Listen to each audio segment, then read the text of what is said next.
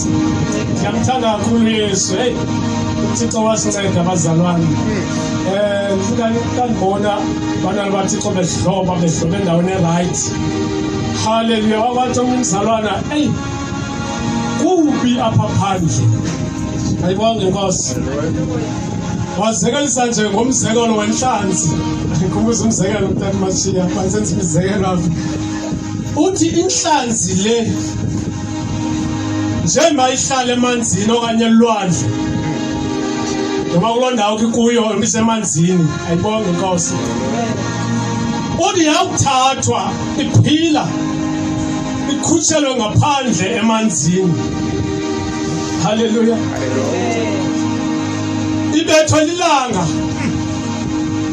Ayikhalanga la environment yangaphandle mos. Iphila emanzini, ikwazi ukuphefumula kayisemanzini.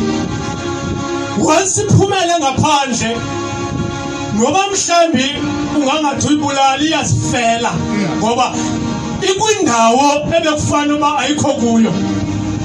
Alibonga igama leNkosi. Hallelujah.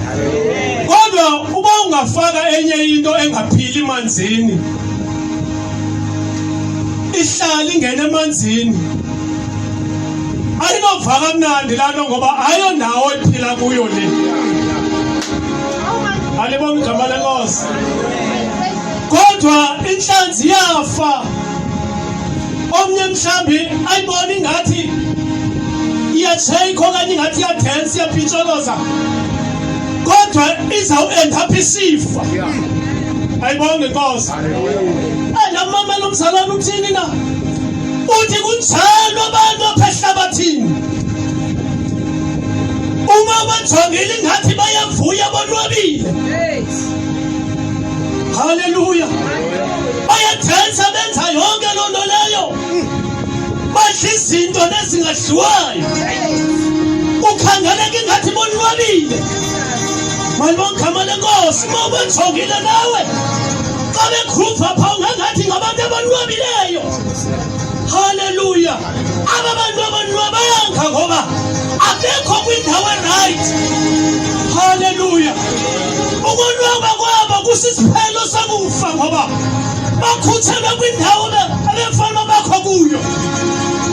Abahambe basurvive ngoba le ndawo bakuyo noxa ingathi nje bayasukuma bayahloba endapha efile. Nkosi yamalengana. Then ithi wena xa unwabe kule ndawo udensela uThixo ukwindawo e-right. Alibonge igama leNkosi ngoba kukhuboma kukuphila apha. Hallelujah. Ayibonge Nkosi Yesu. Amen. Alibonge igama leNkosi. Amen. Thela sivalele amehlo ngokuthandaza. Abathongwele Thixo wethu onamandla, Ise weNkosi yethu Jesu waseNazaretha.